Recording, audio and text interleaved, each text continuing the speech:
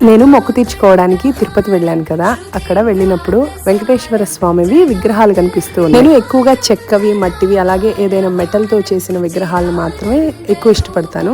ఇది ఏ మెటల్ తో చేశారో నాకు తెలియదు, like plaster of Paris, fibre అలా అనుకుంటున్నాను.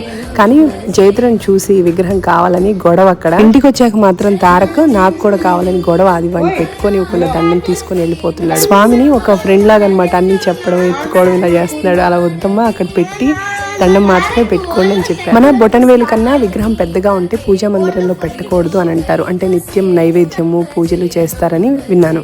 అందుకని నేను దీన్ని సపరేట్గా పెడితే ఇంకా దండము ఇక్కడే పెట్టేసుకుంటున్నాడు అనమాట, పూజా మందిరం దగ్గర పెట్టుకోకుండా.